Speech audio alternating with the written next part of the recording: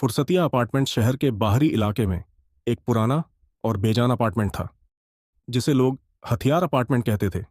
कहा जाता था कि वहां पर जो लोग रहने आते थे, उनके साथ अजीब अजीब घटनाएं होने लगती थीं, जिससे परेशान होकर अपार्टमेंट छोड़कर चले जाते थे।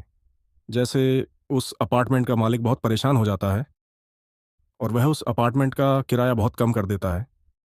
कुछ साल पहले की बात है। कम किराया के लालच में एक नवविवाहिता 14 उस अपार्टमेंट में रहने आया। उस लोक विवाहिता चोरी का नाम राहुल है और सीमा था पहली रात उनके साथ कुछ अजीब घटनाएं होती हैं। मुझे कुछ आवाजें सुनाई देती हैं और उन्हें ऐसा लगता है कोई दरवाजा खटखटा रहा है। दरवाजा खोल के पेड़ पर वहां कोई नहीं होता है। वह इस चीज को नजरअंदाज करते थे। धीरे धीरे यह अजीब घटनाएं और बढ़ने लगी सीमा को। रसोई में कोई दस ही दिखती तो राहुल को ऐसा लगता कि जैसे उसके पीछे कोई खड़ा है। एक रात तो उनके बेहतरीन चेतीवाल से खून टपकने लगा। किसकी धड़ से दोनों ने घर में पूजा पाठ करवाया, पर पूजा पाठ होने की थी, इसका कुछ भी असर नहीं हुआ। आखिर राहुल ने अपने पड़ोस में एक प्रोजेक्ट से इन सारी घटनाओं के बारे में पूछा, तो फ्यूचर ने बताया, आज से लगभग 30 साल पहले इस अपार्टमेंट में एक परिवार है था। चील की रहस्यमय तरीके से मौत हो जाती है। पूरे परिवार को मचाने के बाद उनकी आत्माएं इसका पार्क में घूमने लगी।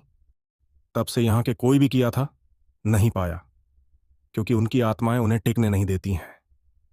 वहां देखते हुए घरों और सीमा को सही बताया। उसी रात सीमा नहीं थी। सफेद साड़ी पहनी हुई और है उसके पेट में खड़ी है, जिसे एक टी सीमा चीख पड़ी। सीमा की जीत हुई थी। राहुल की भी नींद खुल गई। शाखाएं थी। वहीं देखा जब सीमा जी रही थी, जिससे कि घाघरा के कमरे में से निकलकर बाहर भागने लगा।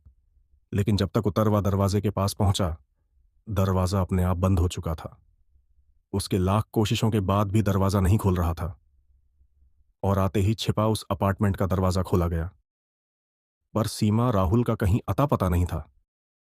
आसपास के लोगों का कहना था कि सीमा और राहुल भी उस अपार्टमेंट में अपना